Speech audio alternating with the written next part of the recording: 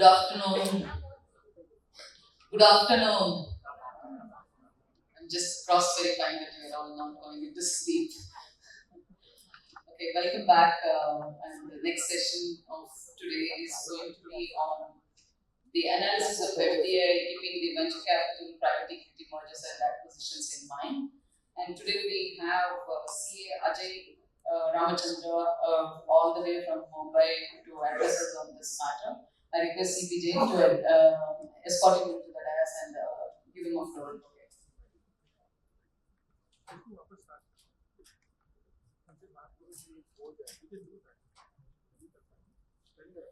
Ajay, welcome to you. Thank you so much for being here among us.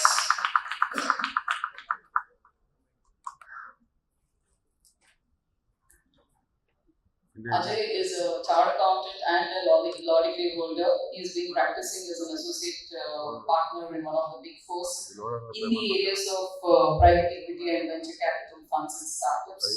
He has expertise in both international and domestic taxation and also comprehensive regulatory frameworks, which includes FEMA, SBI, SEBI, and so on. His role is not only just conceptualization and structuring the transactions, but also making sure that they are implemented the way he is visualized and envisaged those structures. Also seeking the approvals from the regulatory authorities also. He is also involved in investments and exits of the portfolio companies. He advises on M&A, corporate restructuring, and also on the ESOPs and fundraising and so on.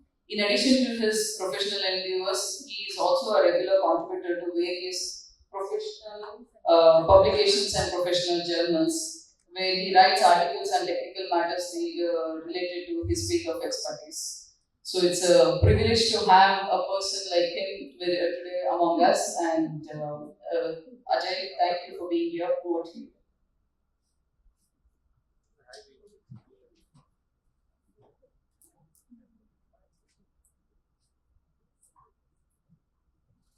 Thank you, ma'am, and thanking the Bangalore branch of SIC for conducting a session of such topics, and also thanking you all to on a Saturday to remove time and for this engagement, and hope I'm able to do justice for your time that you have come here. And I was just basically saying that in the fag end of the November 30th due date, all of our fellow chartered accountants doing that time. I think it's also a big kudos and applause to you all for at least having this dedication for this professional engagement. So of course it's a session post lunch, so I would let me just try to make it a little more interactive so that it it doesn't it at least is keeping it more interactive and having more discussions around the topic on venture capital, private equity, and M&A transactions from an FDI perspective. Right now, why this particular topic? Today, I've just basically put some numbers in the slide. Effectively in India, of course, after 1990s when it was the exchange management was open, and earlier there was FEMA, which was then subsequently repealed and replaced with FEMA, much more liberal exchange control mechanism, and that's when funds. So of course we had strategic investments, but more specifically focused on private equity funds and venture capital funds. That's when it all started, and we have the numbers right now put in this the same 430.57 billion US dollars. This is the number of investments that has come from private equity and venture capital funds. In the last 3 years, and especially I'm talking about the last 3 years where which was generally considered to be a funding winter the valuations were low, people were lying, not many investments were coming. And in the midst of this funding winter, the number of private equity and VCDs are roughly around 150 billion US dollars. Today we are actually seeing a change after this funding winter. Obviously, funds are that dry powder ready for investments. They've been waiting for the tide to turn over. There were a lot of unicorns which turned around. The unicorns were there who actually couldn't maintain that status, and now they have actually turned around. The IPO market is buzzing. We all know about how economic times and the number of IPOs which have actually happened in the past 1 year, 2024 in itself.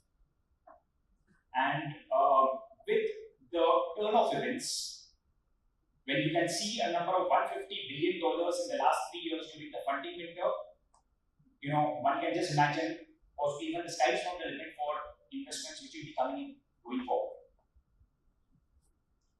We've, just apart from the IPO, just this year, we've got around 26 billion US dollars pumping from private equity and venture capital funds in India. So given so much of volume in IPOs, and when we're talking about IPOs, we're actually talking about IPOs of there's been a number of new age startups who have turned unicorns and who are actually coming up for the IPOs. We are actually seeing all those being success. It's important that we are ourselves as a CA fraternity. We are more involved, more connected with how the market is shaping up, especially given the quantum of the investments coming from the private equity and venture capitals. Then how what are the nuances, what are the aspects that we should at least be aware about when we are actually advising this ecosystem. And it may not necessarily be for the funds. It will also be for the companies where the funds are invested, because that's where actually the compliance actually comes in. And of course, we had a session earlier about the compliances to be done. We all have, we are aware about it. These are the things which is the inception, right? In terms of how to what are the aspects that we need to take note of. Each investment, each fund has its own nuance, and hence important to conceptualize, be aware about the regulatory framework, because all these funds, because they are they want to invest, they want to make money, but they want to do things which is in accordance with the law in India. And when it comes to the law, it is our duty as chartered accountants to guide them in the right path. As I said, each investment has different commercial requirements, and each commercial requirements then basically needs to be taken note of. I've just basically tried to list out some of the commercial aspects. Funds are involved in buyout deals, minority investments with certain rights. Some of the funds and their investing companies want to take leverage for the purpose of downstream investments. Sometimes they want to have flexibility on the pricing, and especially we've seen that happening in the past 2 years when there was a funding winter, there was a drop in the the valuations, and then how did basically the impact on the pricing, what is the flexibility that is needed with respect to the pricing norms. And as we go in the subsequent slides, we will actually come to know about, we'll discuss also about the pricing related nuances for FDI and how what are the flexibilities around it.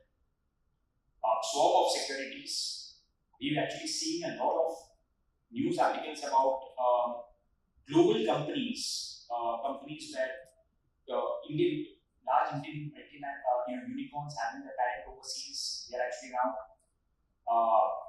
re-domicilializing and or possibly restructuring their holding structure.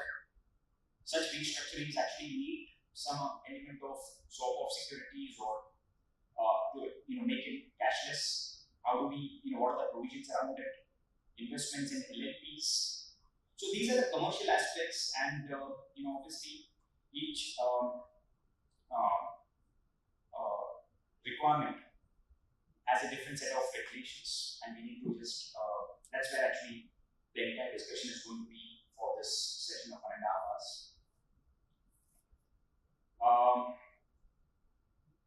We were talking about different regulations, right? And we briefly discussed about FERA turning into FEMA. Even in FEMA, and specifically only for overseas investments coming into India, and we'll be having another session by Vivek sir on Indian investments going overseas. But right now, this session is only for overseas investments. We had initially foreign exchange transfer and issue of security by a person resident outside India regulations, which was generally known as FEMA 20. And separately, there was another regulations with respect to investments in firms and proprietary concerns. Subsequently, it got, because things evolved, it got merged into a single regulation, FEMA 20 revised. And then again, there was a need to bifurcate the regulations into two categories: non-debt instruments and debt instruments. So this is how things have evolved, and obviously it will keep. The best part is RBI is always taking into cognizance the need of the hour. There's been a lot of revisions which have kept coming, including, as I said, about swap of securities. Earlier, there was certain aspects that had to be liberalized. They are continuously doing that. There's a lot of discussions, consultations, consultative approach, representations actually being done to convey the need of the industry bodies, and RBI is actually being very prompt and proactive in trying to address. So this is how the evolution has happened, and each framework laid down the roots for foreign investments in India, and that's basically the next slide about. So, what are the various routes which are available? Under those routes, what are the various instruments possible? What are the conditionalities? What are the flexibilities? So this is what we will be actually working on during this in this presentation. And as I said, right, if there's anything, while I do have a Q&A round at the end of the presentation, in case if there's anything that you all want to actually ask, feel free to just raise your hand and just or share your perspective, because I'm sure while we are all equally involved in in this framework, and everyone will have their own perspective and experience which they would want to share with the fellow accountants here. So please feel free to do so, so that at least it is more interactive, and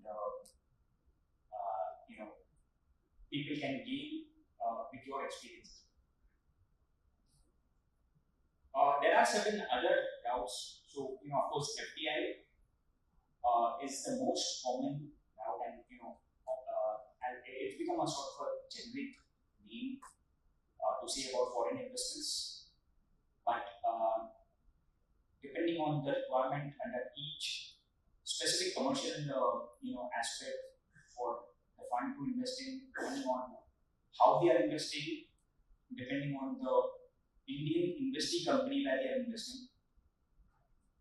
Some of them could be startups tech oriented. Some of them could be infrastructure oriented. So depending on the sectors, each of these routes are very important. FDI, of course, as I said, is a very plain vanilla basic thing. There are other routes like FPI, foreign portfolio investor. So just to generally we know foreign portfolio investor as investments into listed securities on market, but that's not the only thing that an FPI can do. There are things which is beyond that. So it'll be interesting for for me to share the experience on other avenues where an FTA can invest, especially for private equity and VCs. FECI.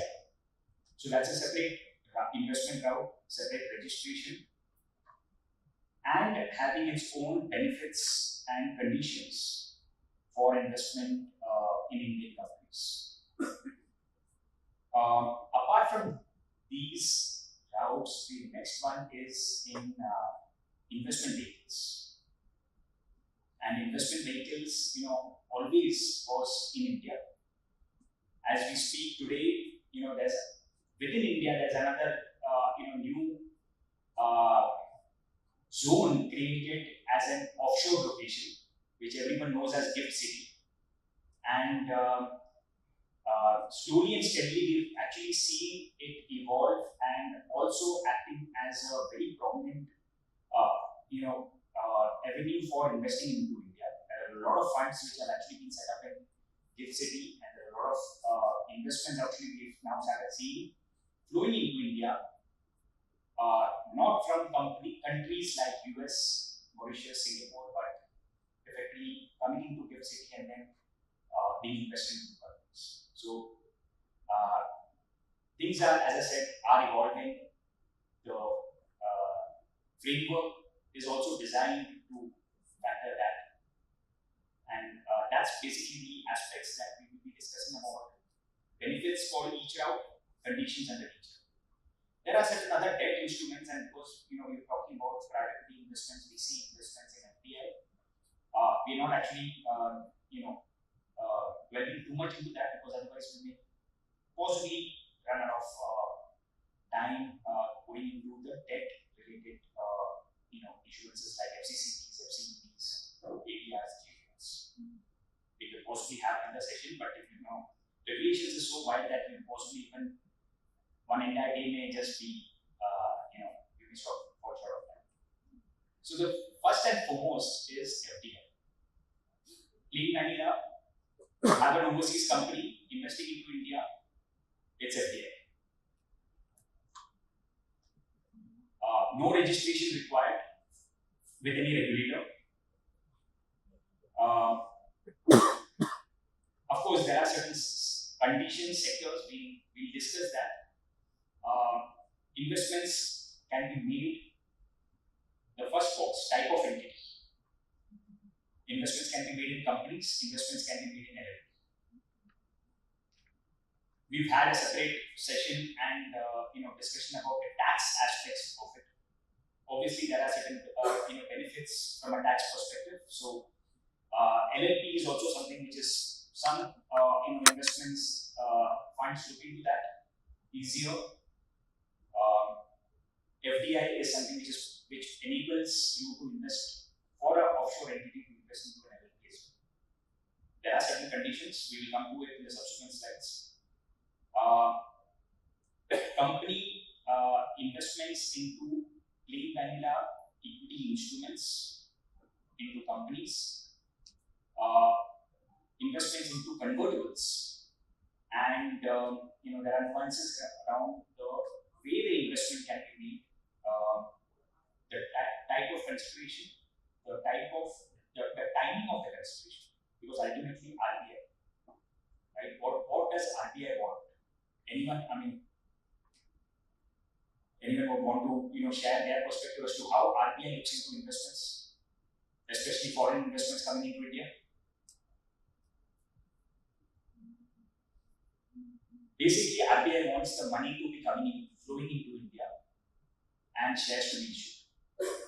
So when we talk about consideration, that's all said and done. When we talk about $450 billion, these are all monies which are actually coming into India, right? So that's basically what RBI wants. But they've tried to build in certain flexibilities to meet the requirements of the industry by permitting deferred consideration or optionalities. Pricing norms. There's a lot of emphasis on the pricing environment. Again, when the money has to come in, RBI is all about money. If they have to come in, it has to come at the right price. If it has to go, it has to go at the right price. Going back to the point of effort consideration, when there is a when a resident has to receive money, I can understand the requirement to ensure that it is within a certain time period. But will the same logic apply for the reverse scenario as well? Okay, so here, sir, is basically asking about the reverse in the sense consideration paid from an Indian party to a non-resident. So, in fact, sir, there is another session exactly on overseas investments to be taken by Vivek, sir. So let's say in the context of money, domestic investment, a non-resident has invested in India, a resident is purchasing from a non-resident. Even in that instance, what would be the logic? I understand effort consideration norms apply both Okay. ways. So basically, your point is not about overseas investment. You are just basically purchasing, where an Indian resident is purchasing shares of an Indian company from a non-resident. So there is no look. Overall thesis, RBI is more interested in money coming in, and then also ensuring that the money is, which is going out, is as per the pricing norms. When money is to be coming in, earlier they wanted a consideration to come immediately. Based on certain representations, they actually tried to, they permitted deferment up to a particular conditions. And we will come to those conditions. I don't want to go too much into those conditions. But with respect to the specific query about an Indian resident purchasing shares of an Indian company from a non-resident, and payment of the money outside, RBI is actually, that's basically about the money going outside India, outside the Indian exchange framework, right? For that, they have laid down that the pricing is the requirement of the pricing. They have not laid down anything in terms of the payment as well, because ultimately it is going outside India. There is no urgency of that money going outside India. So they have not very careful, I would imagine intentionally kept it open-ended. So the effort consideration norm applies only when it's a payment to be received by a resident and not a payment received by a resident. That's correct. Again, simple thesis of RBI. Money which has to come to India, I need to know. In a sense, RBI needs to know when it is coming and how it is coming, and how much it is coming. So, thank you, sir, for raising this question, because at least it just helps in understanding the perspective of audiences, and I'm sure others may have also had a similar question. So we'll go to the next slide. But broadly, these are the aspect, and the last aspect is something which actually came 4 years ago when COVID started. There was a need, and globally, people started actually seeing the valuations rock bottom, and money coming from neighboring countries, especially China. And that's where actually this specific press note was released, press note number 3. That is how PM3 is how we all have heard about it and aware about it.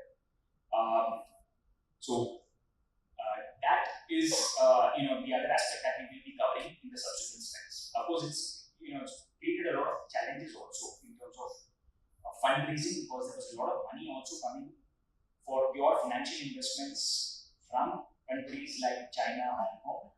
All those are, for that matter, need to adhere to PMP. I wouldn't say stop, I wouldn't say anything, because it basically coming under the approval route, it needs to adhere to the PMP. And we'll come to it when we deal with the subsequent slides. Starting with basic equity instruments, FDA has permitted in equity instruments. What is equity instrument? We have actually listed down each category. Plain vanilla equity shares, CCPS, that is compulsory convertible preference shares, compulsory convertible debentures, and warrants connected with either of these instruments. Right? They also, as I just mentioned, they are interested in how the money is coming. That is basically for investment into these avenues. Right? We will come to how much is coming. That is the pricing norms, and we we've also briefly discussed and listed down over here in terms of how much, when it is coming.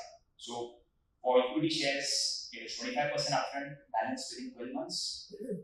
CCPS, CCD is fully paid, and for share warrants, they've actually given a timeline of 18 months. All these instruments, equity linked, they don't want, if it is debt, and then there was a discussion about ECBs, right? So this is not ECB. Optionally convertible instruments would be in ECB. These are compulsory convertible. Money once has come in. Repayment of money is like any other equity instrument would be repaid. One exception, right? Always, again, as I said, RBI is looking at, making it more investor friendly. One exception, and in line with the global norms, they've actually introduced convertible note. And FDI can come in convertible note. It is a debt instrument, subject to certain conditionalities, but permissible. You can invest over there, you can take the money back also. We will come to that in the subsequent slide.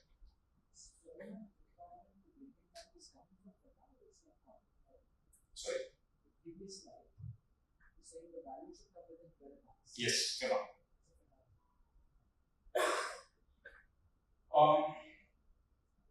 Issuance, rights issue, preferential allotment. Certain conditions under both these routes, the way the issue investment instrument can be issued. Nuances in connection with that, either in terms of the type of instrument, because of plain vanilla, when a non-resident is acquiring it, obviously he can repatriate the proceeds as and when he wants it. Some conditionalities in case certain benefits are given to residents when they acquire it. If the non-resident is actually acquiring such shares, it may be non-repatriable. We just need to be mindful of the terms of the original issue when we are actually advising the non-resident fund to acquire those shares. Preferential allotment, again, straight, new, fresh issuance, no legacy of those instruments. Depending on the sectoral caps, depending on the pricing, investments can. The second is non-resident subscribes, the resident does not subscribe. You're talking about the rights issue? Is that the acceptable position? So, yes, it is acceptable. The point is, you need to offer it to everyone. Now, if a resident is not subscribing, we can't, force him to, or debar anyone else from subscribing. You're offering it to everyone on the same terms, including the price.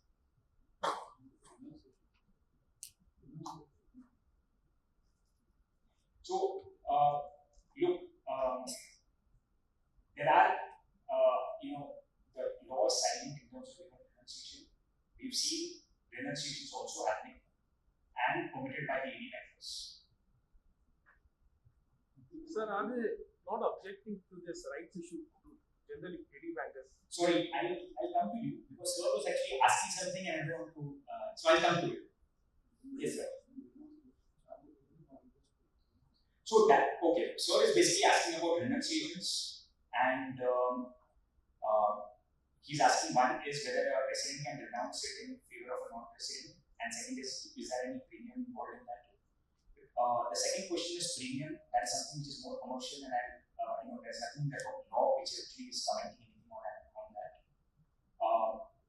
From the perspective of the renunciation, can it be done? The answer is what I mentioned is yes. We've seen that happening in the past. 80 members have been permitted. Yes, sir. And if you permitted, then I can actually ask him. So you wanted.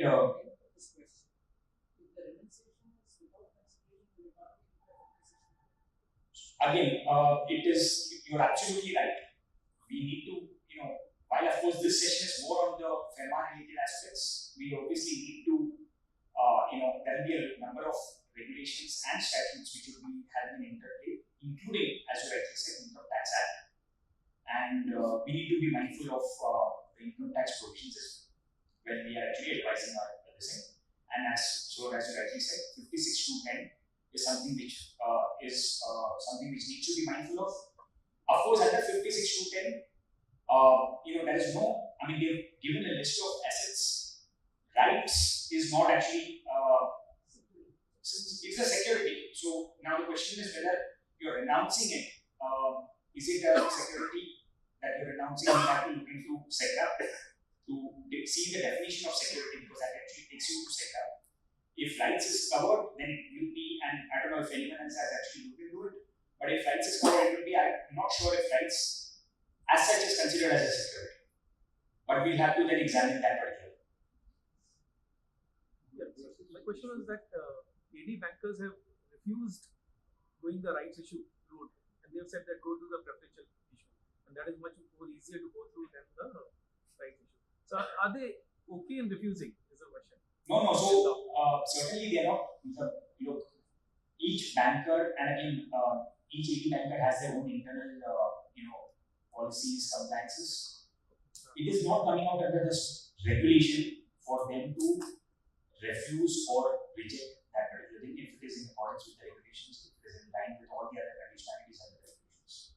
So hence, the relevance of this particular session, the relevance of us to be aware about the regulation and guide the AD banker also in terms of the technical position. Now, when we've been actually interacting with the AD bankers, we actually, there are various aspects that they, so there are various persons within the AD banker, right? First is the relationship manager. Then afterwards, he will ask the question across internally to his compliance officer. The compliance officer may actually then in turn ask to RBI, right? So I'm just, of course, I don't know much about how their internal functionality works, but we've seen them taking an extremely conservative position sometimes, and again, it differs from banker to banker. And when we chartered accountants, they lay down the provisions, they, at least then they accept it and they permit to, proceed with the particular transaction. Whether it is rights or whether it is anything else, but there are a lot of times that we have to, also educate them, and then things actually move much more faster, seamless for our clients. We've discussed about rights of owners. The second is other aspect that is about the deferred consideration. We briefly talked about it. RBI obviously wants money to come in India at the earliest, but there are certain commercial nuances, industry-wide practices followed not only in India but across the globe. And RBI has taken, we've done a lot of representations to them. We've seen a lot of representations being done by other industry bodies as well, and they've actually permitted a lot of relaxations on the considerations,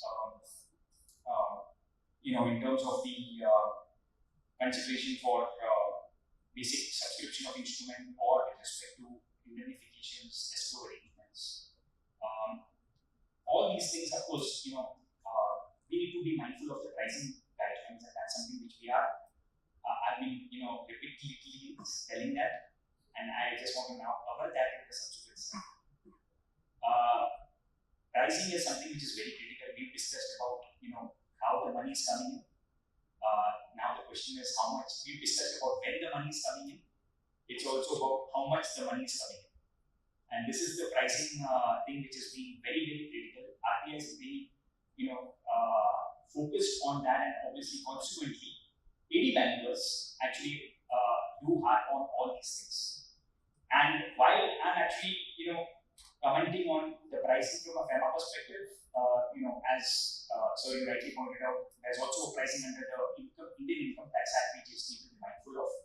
So all put together, our advice needs to be comprehensive from a board perspective. Right now, we're just covering on the FEMA aspects. Pricing. The slide talks about basics, stages when the investment is made. At the initial and a company incorporation, obviously the fact that is the face value, subsequent, fresh issue of shares, listed company, unlisted company. For listed company, it needs to be as per the SEBI guidelines. For unlisted company, of course, there are different categories that are listed down here, but the overall overarching principle is that if money is coming in, it has to be at the fair value or above the fair value. If money is going out, of course that will be covered in the subsequent section, session. But if money is going out, it has to be the fair market value or below the fair market value. So that's that's the overall thesis with respect to the pricing norms. There is another section on FECI. I will be coming to it later. But one of the critical benefit of FECI investment route is that pricing norms do not apply. But in this section, which we are talking about in FDI, pricing norms is applicable. And these are the things. But overall, this is if money is coming in, it has to be an FME or a higher. Of course, rights we've discussed it separately that so long as it is actually offered at the same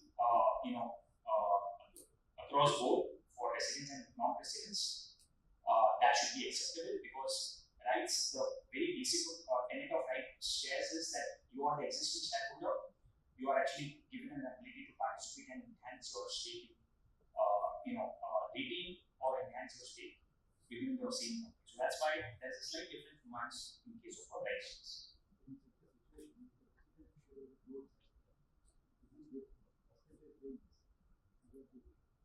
So again, something linked with what Sir had also mentioned earlier about the residents not subscribing it.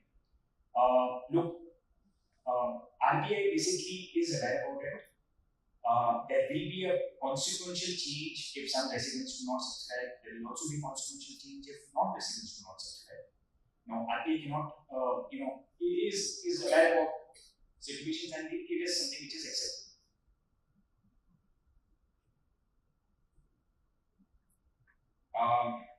Again, we are talking about transfers. Even in transfer, the overall, conditionality remains the same. So I'm actually just, so long as it is being from a resident to a non-resident transfer of shares and hence money coming in, it has to be at the FMP or higher than FMP. And on the other hand, if it is reversed, when, as I said, about a resident purchasing the shares from a non-resident of an Indian company, then it has to be FMP will be the cap, and you cannot take above the FMP. As we discussed, there is also a separate section that we will be discussing about foreign owned and controlled companies. There is a completely different situation framework applicable for them. And we will come to it at a later stage when we discuss about foreign owned and controlled companies. And maybe if someone has already worked on such type of companies, happy and would welcome you all to share your experience and perspective also on those particular things. We will come to it in the subsequent slides. But these are the aspects of plain vanilla equity instrument. So what next? Convertible instruments, convertible notes, right? Globally, especially in US, and as we inch more and more closer to being a superpower ourselves, super economic power, we need to be mindful, and RBI is very much prompt and proactive in factoring in, instruments and global norms in terms of investments. Convertible note is something very akin to, sort of a instrument which is prevalent across the globe. It is permitted by a registered startup to issue, and especially because startups, the way they are, funds and to promote startups and address the hesitation of the funds in investing in those startups, we've actually permitted to issue debt instrument under the FDI. So this is the only exception that they are permitting a repayable instrument, because otherwise all the instruments are equity instruments, not repayable. Of course, repayable only subject to the Companies Act provisions of buyback or capital reduction of equity shares. Those are the type of repayment possible. But in convertible note, the company can just basically ask for the terms of the convertible note as per the issue, or as and when they want to, the investor wants the money back, they can actually repay that as well. So what it addresses is that yes, investors are not hesitant to invest and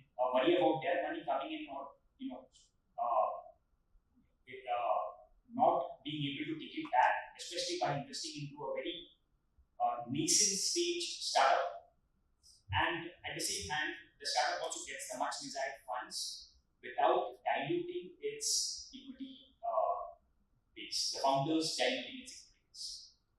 Conditions are there with respect to the investment, but at least this permissibility is also being duly accorded. No restrictions on the number of issuances, right? I can keep doing as many issuances. A registered startup can do it in terms of how much they want to raise money from this. 25 lakh is not per investor, it is per account. So it is no. So it is per investor in a single grant. That's the money that they need to raise. So a single investor cannot. Yes. It cannot be less than 25. This is the minimum amount. Minimum.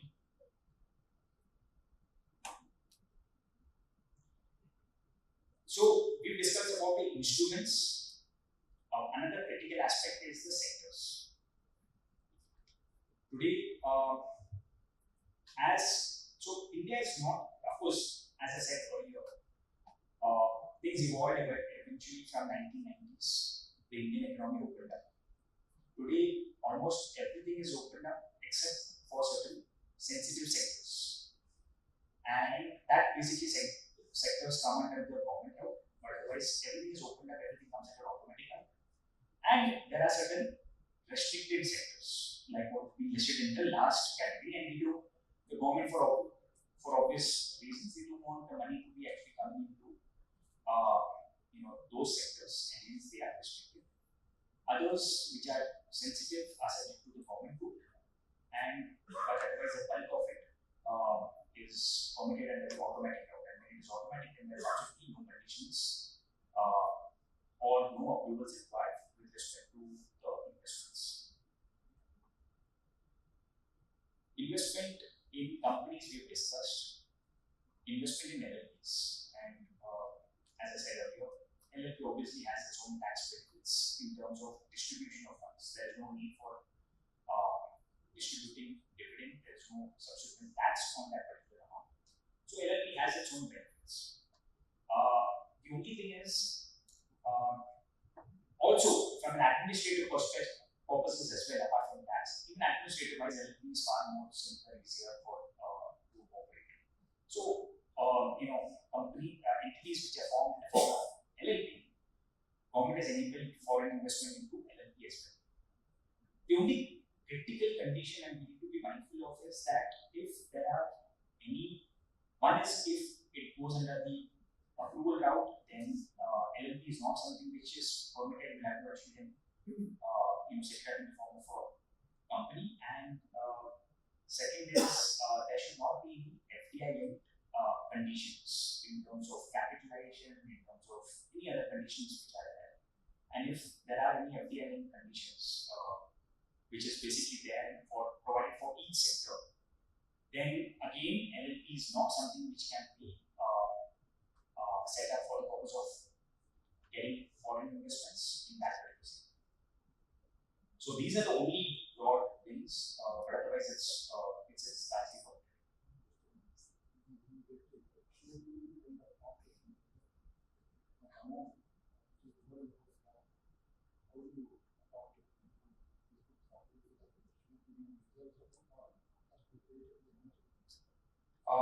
Well, okay. That is, so I was asking a question about accounting for share premium. Look, again, I'll possibly just, while I'll give you a perspective, but I think I just want to restrict it as per what the regulations are. Regulations do not actually mention anything about share premium. You want to actually bring in money, you need to ensure whatever stake you're getting, the valuation that is being addressed, but otherwise,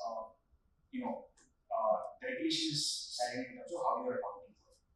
Now, there is no concept of share premium as such in the middle. So CA is also seriously looking at LLP to be in line with companies. Maybe so many way form. So Also, in the case, keeping that in mind, will it be beneficial for at this point of time to invest through LLP?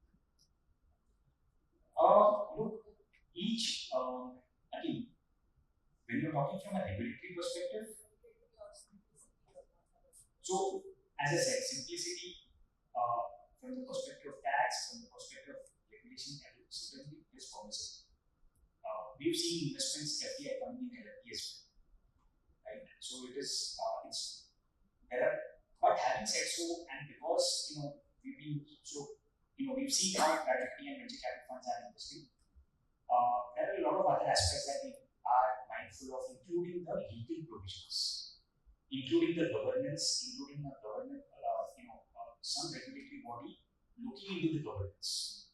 Right? In the last 2 years, I'm sure we all have, seen, read about the emphasis on governance, and that is why when I'm talking about private equity funds and venture capital funds, their inclination is towards company, because at least they have the comfort that there is a body like MCA looking over the governance of companies, and there are much more onerous filing requirements. So that preferences companies. Having said so, there are other situations where if you feel LP is something which may be preferable, you can always take the regulations as a permanent. My question is that in case of a company, correct, we do a valuation and arrive at a value per share, correct? In case of a LLP, how do we do that? I mean, because it's share percentages, correct? Yeah, so look, again, So how do you too much justify into that? valuation, the type of valuation that, because that is something more as a valuer will actually be doing. But there will be ways that the valuer will arrive at the modalities or the valuing the stake of an element. What goes actually? What is the norm typically? So, in fact, actually, our sir who's actually he's actually handled this. So he said that you arrive at the enterprise. Why don't you share it? We can have only percentage value, correct? So we can have only percentage value.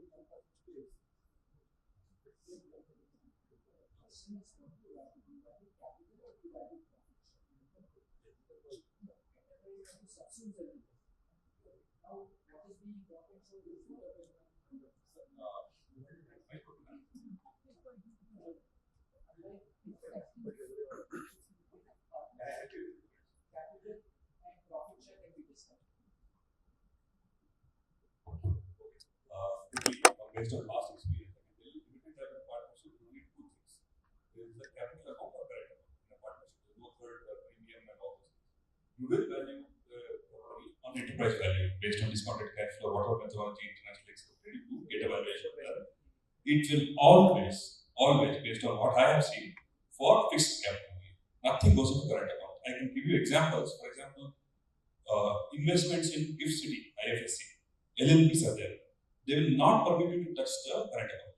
They will only permit you to touch the capital account. There are instances. Bankers do not understand, for example, if there is a partnership interest, 20% partnership interest or 10 million, whereas the original investment was 1 million for 100%. It will still go, profit share may change, in the LLP agreement, profit share may change, equity contribution may change, but nothing will change as far as no current account transactions happen. No share premium will arise in the LLP. Be careful. This concept of share premium in the LLP Act is alien. Do not sign any accounts with share premium in LLP accounts. That's my request. They're more asking about the valuation. Enterprise.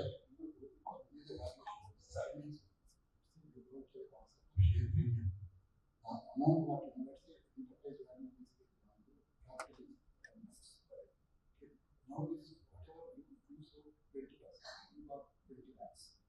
Obviously 2 lakhs goes to cap. Now this 18 lakh rupees that will be linked to the results or you trade to the other parties. If you trade to other parties, it could be an issue. That's the reason. Correct. Very excellent question. So there are three things I am asking. Sir is saying, let's assume there is a premium implicit. There is a 10 rupee per share, assuming it is possible in LLP, there is a 90 rupee implicit. Three choices you have. From what I have seen, there are three choices you have. Any private equity or venture capital fund will not touch the capital. They will say, change the capital contribution to actual money coming in as per FIRC. But alter the profit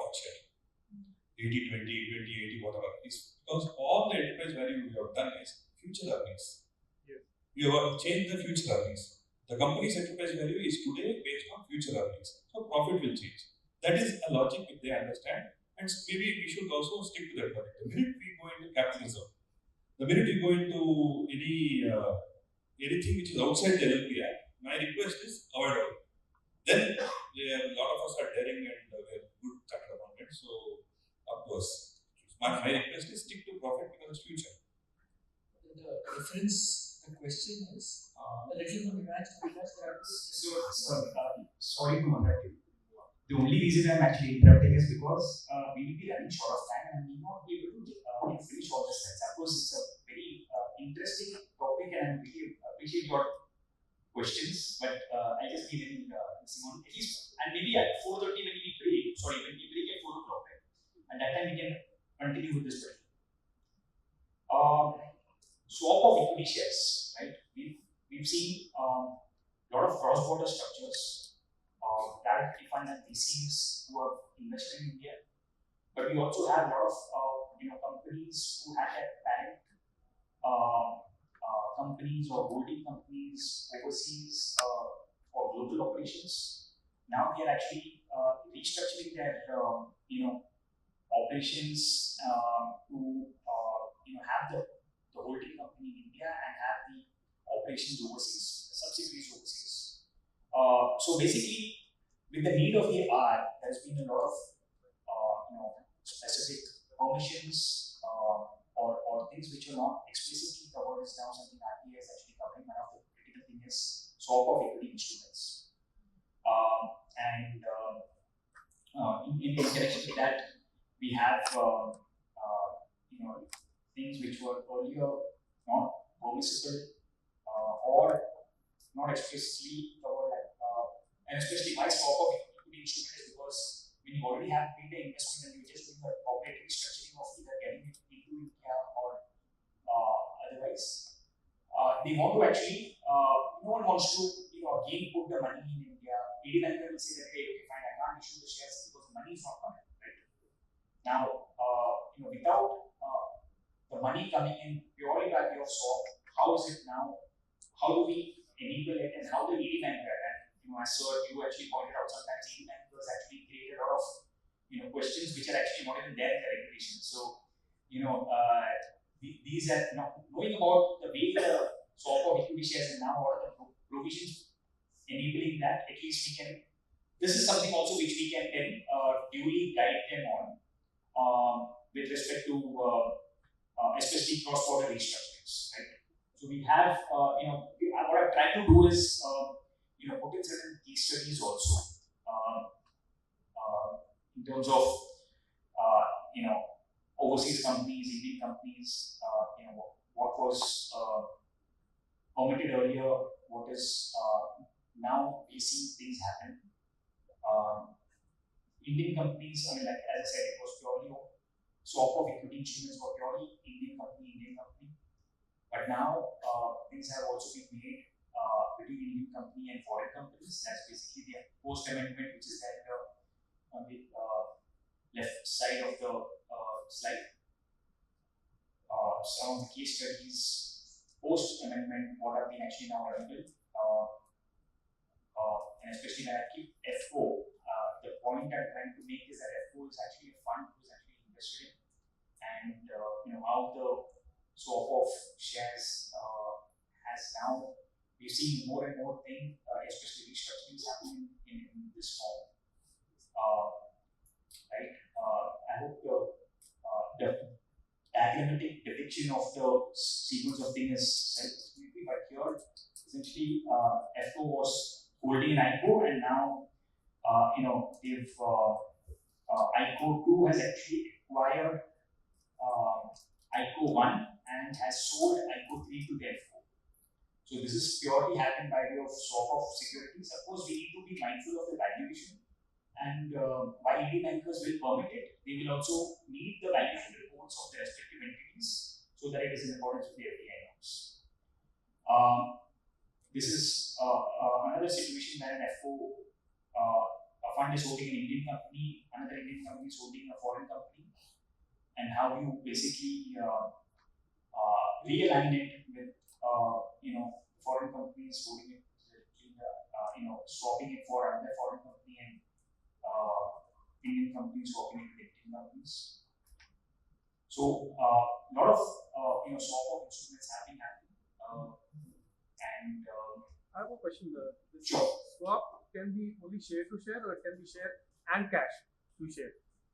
it can be a this thing. We just, as I said, right, the critical thing is the total consideration needs to be in line with the FDI pricing requirements. So we can match cash and shares with the another company share at a valuation. Correct? Yes. It's kind of.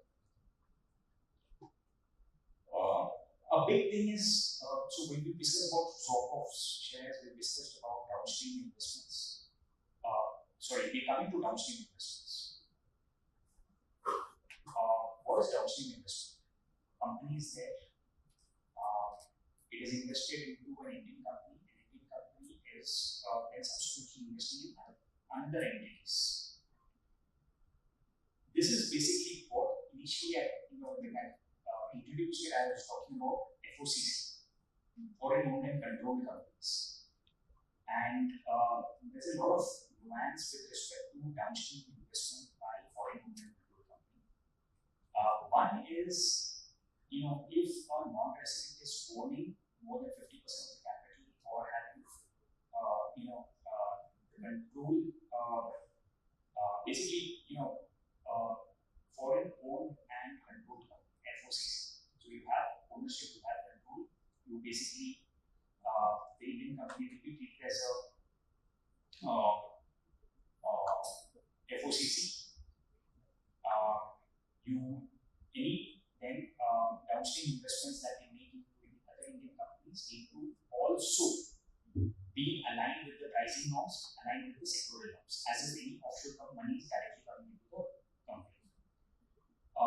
This is also very critical with respect to the sectors which the company is operating in. So a lot of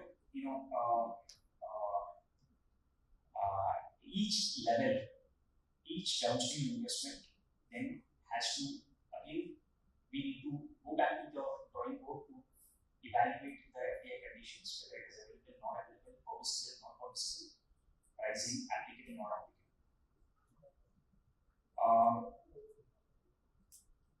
There are, again, one is basically investment into another Indian company. The other aspect is, as I said, right, FOCC will be considered as foreign money. So the other aspect is when they are acquiring it. So, say suppose if an FOCC is acquiring from another, acquiring shares of an Indian company from another resident. So, Indian company acquiring shares of another Indian company from another Indian resident. Would pricing be applicable? Any thoughts? If it is foreign owned and controlled company, do you think it is going to change? How many say it will not change? Percentage. Sorry, can you just elaborate it? Any percentage. It is more than 50. No. So when you're talking about any percentage in the sense, even if it is 1%. So the thing is, it does change because foreign owned and controlled company is considered as a foreign company. So that's a unique situation, I would say. But 99% Indian. The ownership of the ownership. So if the ICO 1, which is the first box, if it is more than 50% owned by foreign company, it will be foreign owned. If it is more than owned by Indian resident, it will be resident. Then it will not be subject to the FOCC norms. The entire discussion right now we are having is only if it is subject to FOCC norms. And all the downstream investment will be subject to the pricing. And hence, even if it is acquiring from any other Indian resident, it will have to acquire it at or above the fair market value. Let me flip the question. The next question is, if the FOCC is acquiring the shares of an Indian company from another non-resident, what would be the pricing norms? I would just appreciate anyone to share a perspective. You're saying it is not required. Anyone else agreeing that it is not required? So you're right. You're saying it is NAT 29, right? I mean, deemed NAT 29. Others are also agreeing to it.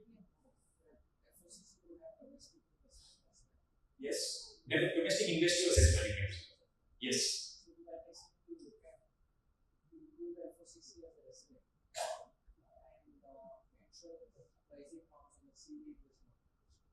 Not. So we have Sir here mentioning that if the FOCC is acquiring from a non-resident, then we need to ensure that the ceiling is not reached. It cannot be. It can be at FMB or below FMB, but it cannot be above FMB. Does anyone here also agree or concur with this view? So we have two schools of thoughts over here. One is I'll just complete and then of course one is there it should not change. It is non-resident to non-resident and the pricing should be the same without any pricing norms being triggered. Pricing should be the same without any pricing norms being triggered. And the second school of thought is that the ceiling will be applicable as if an Indian resident is acquiring the shares of an Indian company from a non-resident. So now you change your view. So, earlier in the discussion, someone pointed out during the session saying that FOCC will change its characters depending on how the transaction is. That is what we learned. That is absolutely correct. So, FOCC will change the character depending on from whom it is purchasing, and that becomes very, very tricky. Because not tricky from the perspective of regulation, but tricky from the perspective of the person who's valuing it. Because then FOCC has to be mindful of purchasing it from a non-resident, purchasing it from a resident. What is the price that it can actually pay to either of those persons? So can we get an advance ruling from RBI on this, something like that? So that we are not in trouble. Go ahead. I think that is something which we all have been trying to. Of course, it would be great to have some simplicity of that, but very recently we had a news article also, highlighting this complexity and how it is, the thing. And I don't think, only time will tell how it is actually taken forward. But yes, for all the people who were actually saying that, that may not be anything because it is NRNR, the answer is no. There is it does, the ceiling is applicable.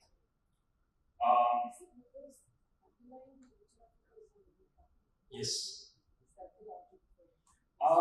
Look, like Sir was basically mentioning that there are some investors in the company. That could be the logic. There could be other logic is that ultimately money is going overseas, and when money is going overseas, then RBI basically gets more concerned about it. That excess money should not go overseas, whether it is an FOCC or it is not an FOCC. If it is crossing the Indian, boundary, it should not. Excess money should not go. Maybe that is also another reason. So multiple things are there, and from an Indian perspective, at least, the money should not be going. Excess money should not be going overseas, right? And that's why possibly till now, RBI has stuck to its position.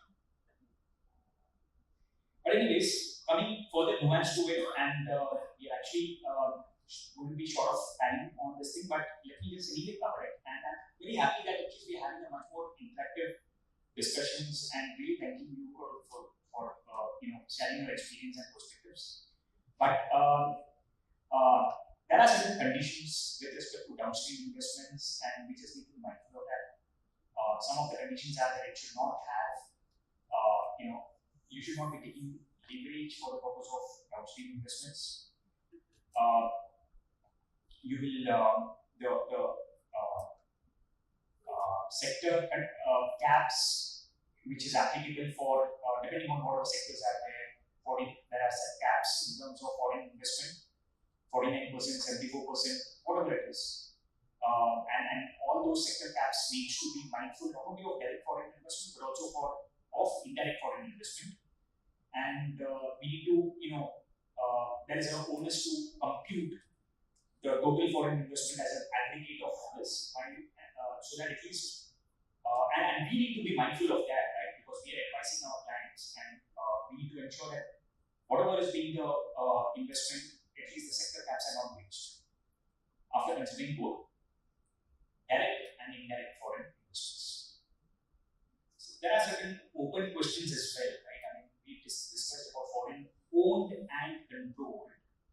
The point is whether, if some foreign investor just basically has a veto power, or say for example, if some foreign investor just basically has certain affirmative rights to say that, look, only in certain conditions I may want to, ensure that the capital is protected or whatever, right? I mean, like say suppose we've seen agreements where conditions are that, the company should not sell its entire business, it should not sell all its assets, right? Those are type of basic conditions which anyone would want to have to ensure that the company is, operating and continues to operate the way it is envisaged to operate, right?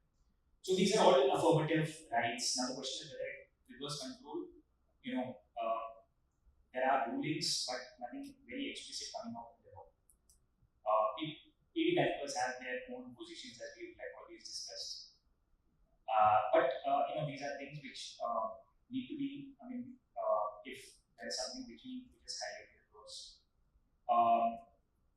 Reporting of transaction, the first level company, ICO 1 in my example, will have the onus of the reportings.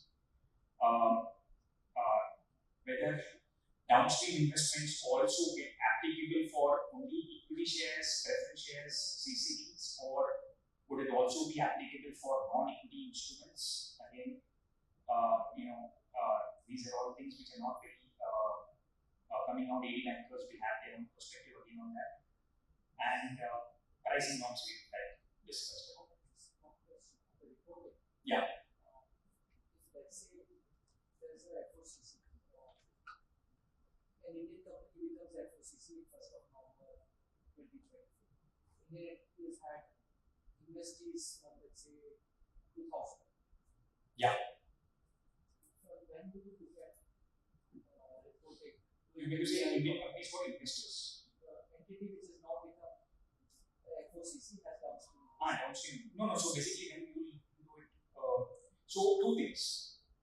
One is your reporting obviously starts now, but at the same time, you need to be mindful of the sectoral caps that are applicable for downstream entities which are already in place. Some new bankers is that you do the complex and reporting of all the share capital movement from 2000 to So that is stretched because it becomes very difficult to then go. I don't know whether you have any other perspective on this. No, I had a different question, but I don't think so. We can go back so far because it is applicable now, so it should be for the current year at best. My other question is that where management control is there, correct? Two aspects: shares and management control. Shares, yes, FCGPR, and therefore you get a RBI identification. We go and log in and then do it. The management control is changed, or we have an interest. How do we go and then register? How do we? I mean, what is the procedural aspect? Can you view on that?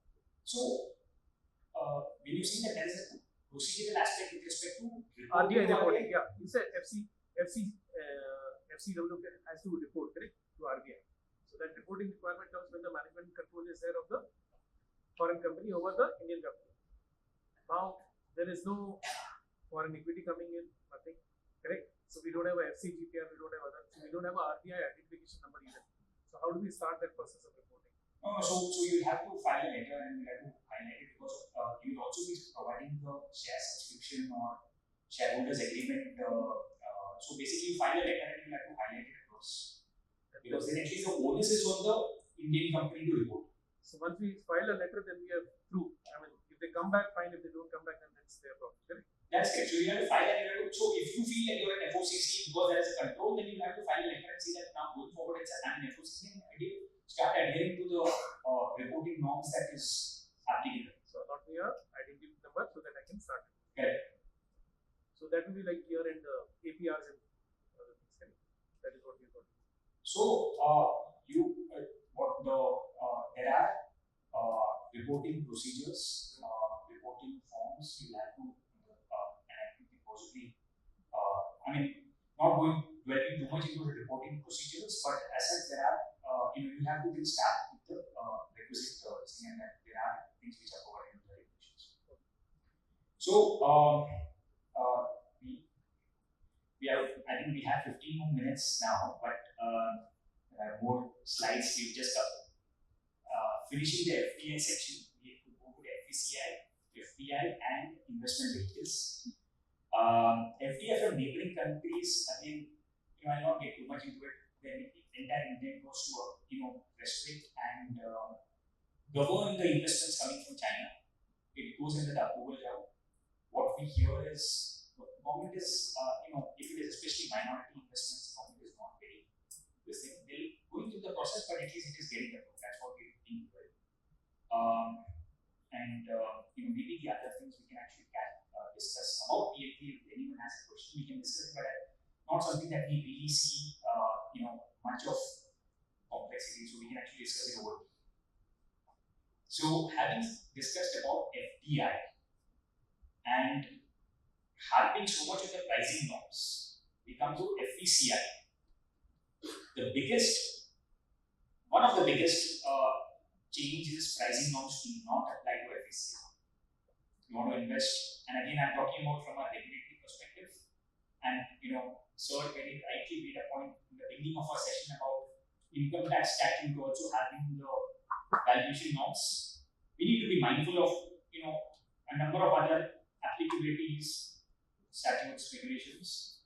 But at least under the FECI investment route, the pricing norms is not applicable. Is it only about investment? The point is even in connection with exit, pricing norms is not applicable.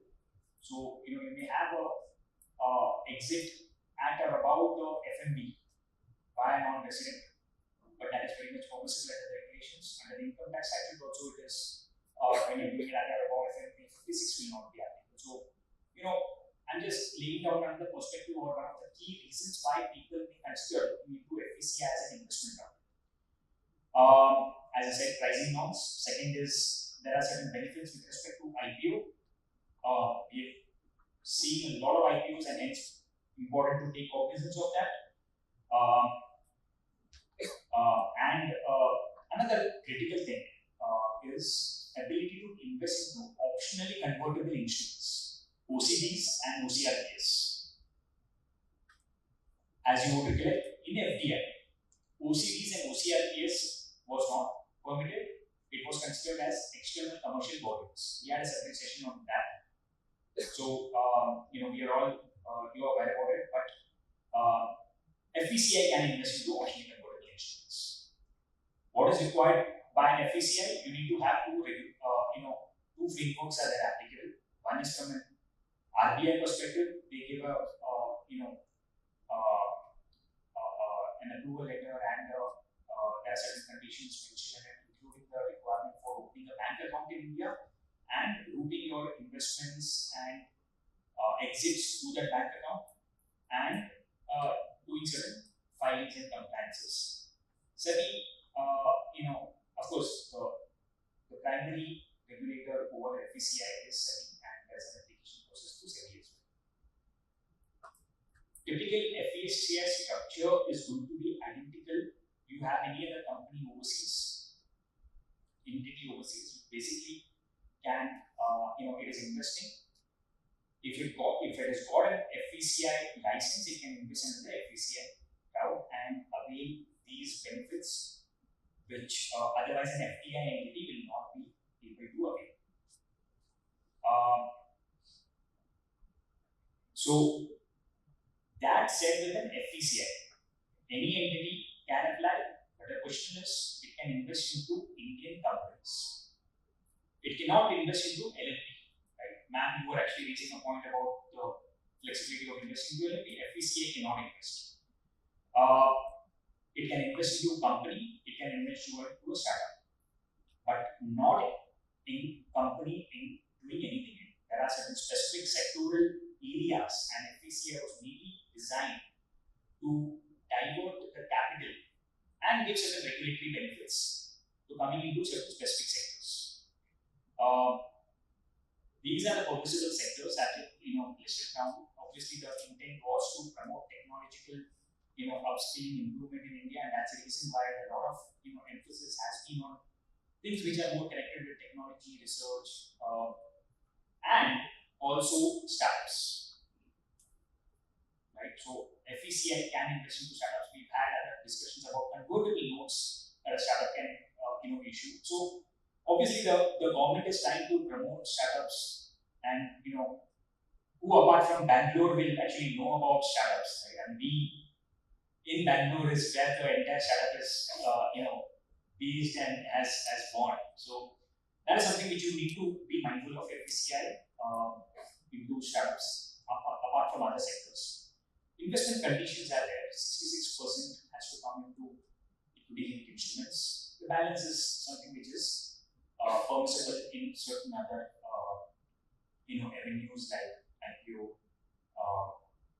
debt instruments of entities where they already invested.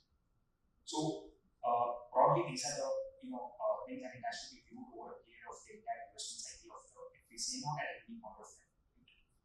But there are we've discussed about the instruments. We've discussed about there's flexibility in terms of the pricing. There's flexibility in terms of how they can acquire the instruments, and there's flexibility in terms of how they can exit those instruments. Permissible securities, we like. I think we can broadly it's equity linked debt instruments, equity linked instruments, and debt instruments where they already have investments in equity. So I'm sorry for we can of course discuss more about FECI in over the tea break, but I think broadly after spending so much time in FDI, I think these are critical things about an FECI which I want to highlight. And having said so, I'm actually moving to the next category, which is investment in investment vehicles. I mean, Is it possible for overseas entities which is already invested in an entity as FDI also register as an FECI and make further investments? absolutely possible. Is it possible to recharacterize an existing investment made? Absolutely not possible. So, very, very interesting, valid, and thought-provoking question. If I have already made investments in an Indian company as an FDI, and subsequently I take an FECI registration, can I recharacterize my earlier investments also as FECI investment? So, two very valid questions raised, and I just want to spend a minute over here because it's certainly very interesting. And so maybe you want to ask, you want to just voice it out yourself, or should I? Yeah. So the question basically is that one is, can it also start taking investment at FECI, the same FDI entity? The answer is yes. Can it recharacterize its earlier investment? The answer is no. The reason is there are certain benefits, there are certain specific provisions applicable not only from the perspective of the investment but also in terms of the reporting of foreign investment in India. FDI and there are certain data which the RBI has already collected, and hence they don't permit any such recalibration. Point number one. Point number two is investments coming through the FECI route has to necessarily come from the Indian bank account of the FECI entity. FDI investments would have already been invested from the overseas bank. This is another critical parameter which, because it is not being done, it will not be possible to recognize. So can I just move to the next question? Another critical thing is AIFs, investment vehicles. Right? Very recently, I mean, of course, AIFs things have really gone a big way. Earlier, we had BCFs under SEBI. Subsequently, it got changed to AIFs. And the minute it has got changed, there's been a lot of focus on pooling money within India itself. Of course, there is another now new concept of pooling money in GIFT City, and we have some slides on that as well. But pooling money in India. So basically, a critical We've discussed about FDI money coming in Indian companies. We've discussed about the pricing norms. We've discussed about the sectoral conditions, right? All that will not be applicable if the investment is coming from an EIF. That's sort of a sweet change. Of course, now again there are conditions. So nothing is, plain vanilla. Conditions are here as well. The critical condition is how the EIF is constituted. Now, to understand the constitution of an EIF, we need to take a step back and understand the SEBI regulations with respect to EIF. I will not dwell too much into the SEBI regulations because then that itself is a different session altogether. And again, but let me just highlight a couple of very important critical requirements. So one is, let me just one second. Okay, so one is the EIF. Now this is the sponsor. This is the pooling entity which is basically making the investments, right? SEBI requires that the EIF needs to be managed by an investment manager, and that is this entity, the manager. In addition to that, SEBI also requires that the manager or any entity of the promoting group should have its skin in the game, and that basically is the sponsor entity. The sponsor entity, of course, can be the manager itself. The manager itself can invest, but that's a separate, right now for the purpose of making it simple, and because the regulations has a specific, provision with respect to the manager and the sponsor, that's why I'm actually just kept two separate boxes for ease of understanding. But the focus from a FEMA perspective is on the sponsor and the manager. And the focus, and we discussed about foreign movement control, and hence it is easier for us to understand that what is not foreign movement control. Basically, it has to be Indian movement control. Both the sponsor and the manager. And if the sponsor and the manager is Indian movement control, even if you have FDI money coming into the EIF can make investments into the investing companies without the two key aspects, the sectoral caps or the pricing caps. No approval is required for the overseas money to come into an EIF. So long as it is SEBI registered EIF, it is absolutely permissible and automatic. Right? So hence, if you see the boxes which are here, one is a feeder. Feeder is basically nothing but, say suppose any other entity which is set up overseas for the purpose of investing into the EIF, no approval is required for that entity to invest. If investors are directly coming into the EIF, no approval is required.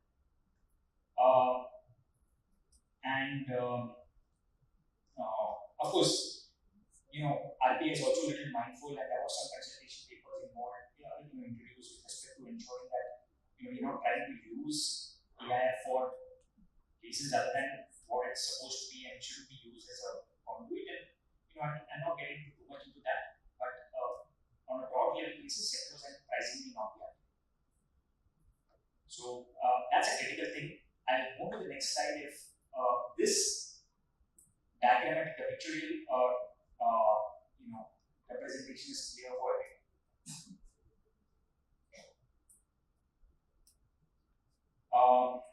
We've discussed about the investments in EIF. We discussed about the downstream investments, everything on the asset capital.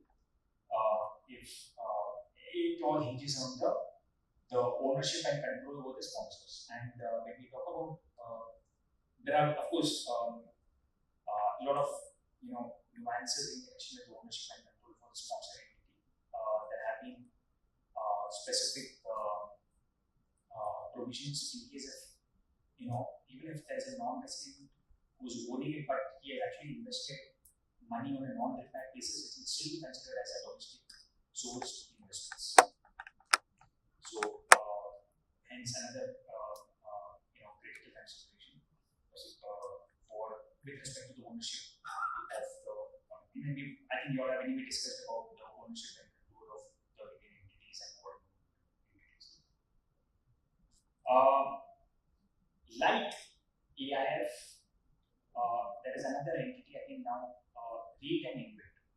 REIT is Real Estate Investment Trust, InvIT is Infrastructure Investment Trust, focused on certain specific sectors, governed by certain other regulations.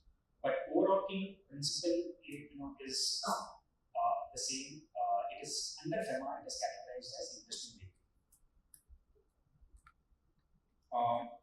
The third category, right? And I think we have 2 more minutes. So I think we have. Let me just walk you through this. The third and the most upcoming thing is the gift city. Right now, gift city is in Gujarat. We have, and just taking a minute again, just like in AIF structure, we have gift city AIF. We have the sponsor entity and their manager entity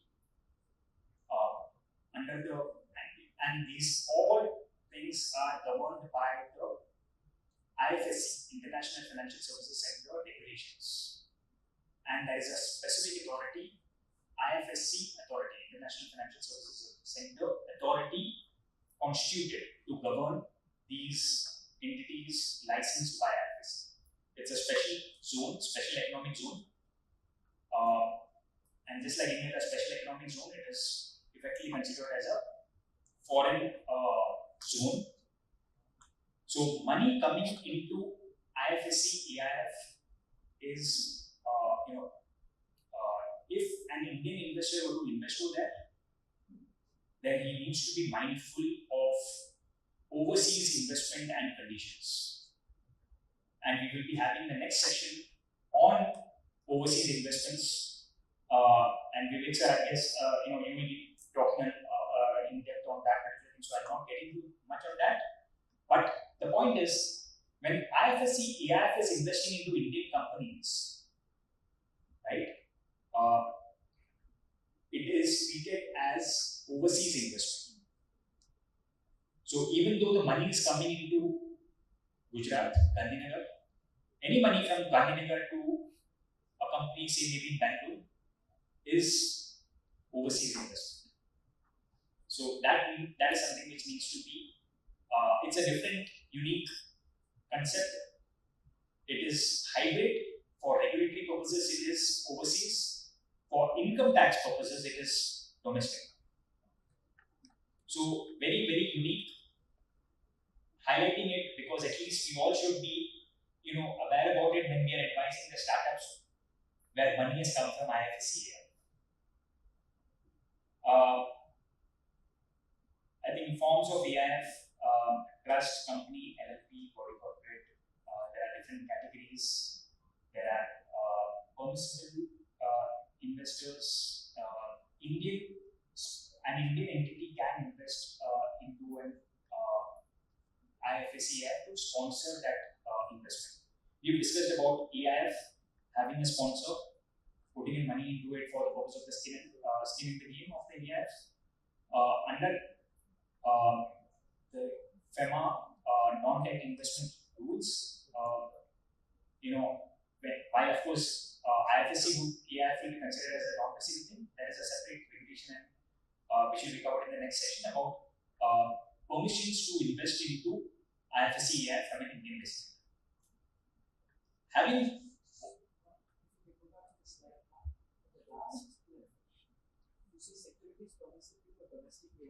yes. So that means it's IFSC, FDI, we treat it as FDI.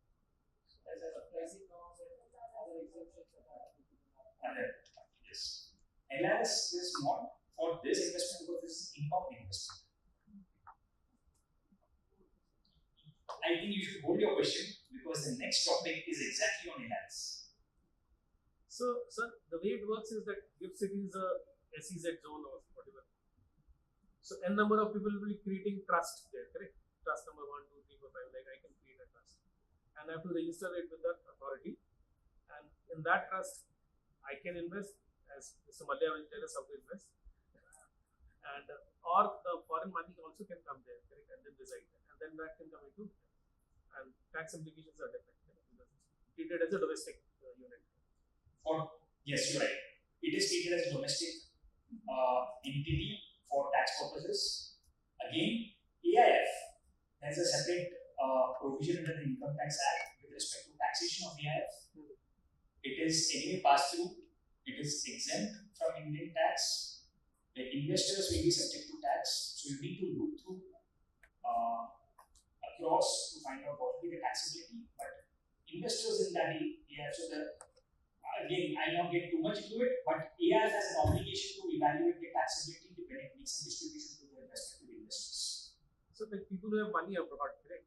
Instead of being taxable there in that entity there, they can shift from there to here.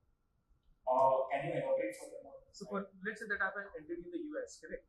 When you again, The investor is here. so the investor is in India, India, and they've got. I mean, they've come back to India. Correct? Most of the people are coming back to India, and they still have money and entities there. They can move that money. Currently, they are paying taxes there in the US also and India also. Okay. So I think maybe maybe you want to no, look, it's what you're raising as a point is a very important question. Yeah, it's a very detailed question. It's a very important question. Yes. So I mean, I don't know. In paucity of time, you want to discuss it now or maybe? No, we can discuss it over a cup of tea because we've done this. We've built this thing with a lot of investors. Yeah. And there is obviously a nuance from a US tax perspective. There's a nuance from an India tax perspective. Yeah. There's also a nuance with respect to under the where he wants to bring it, whether it is permitted under. So there's again whether is it grandfathered money, grandfathered wealth. We talked about grandfathered investments being eligible for the treaty, whether this is grandfathered or not, because under FEMA Act, Section 6, subsection 4, it has a specific provision with respect to grandfathered wealth for people who are coming into India. So it's very, very you're right.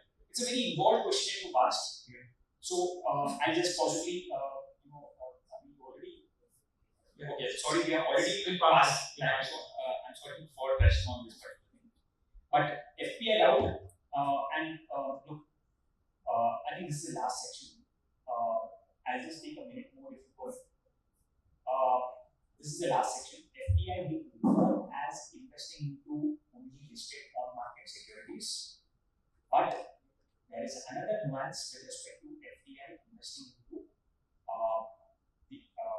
FDI investing into debt securities for purpose of private equity and venture capital. Again, private equity investments will be to some extent venture capital as well, but there is a different set of regulations. Foreign exchange debt instruments regulations, which is what is here highlighted across. It can invest into listed NCDs, it can invest into unlisted NCDs, and this is not considered as ECB, right?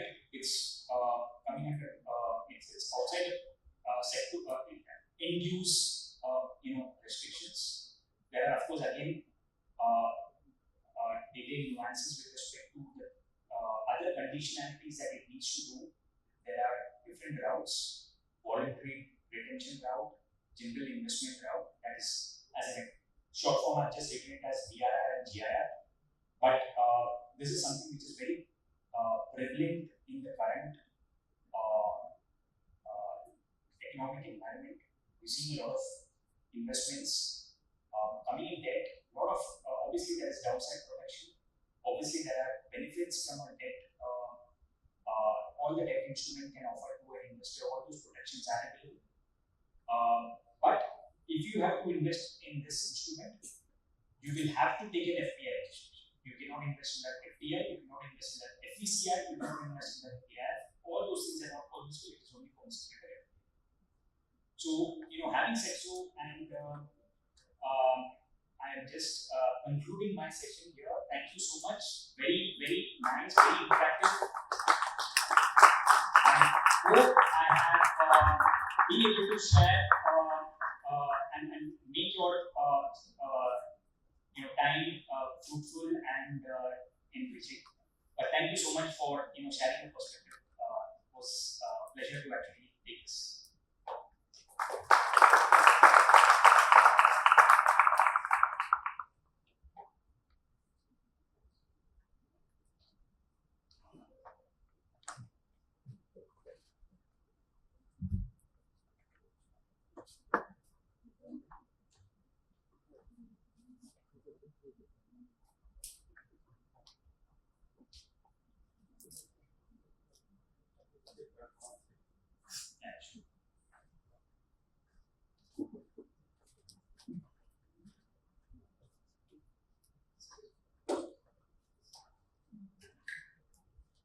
Thank you, Ajay. On behalf of Bengaluru branch, we thank you for that elaborate and details what you shared with all our members. It was wonderful having you here.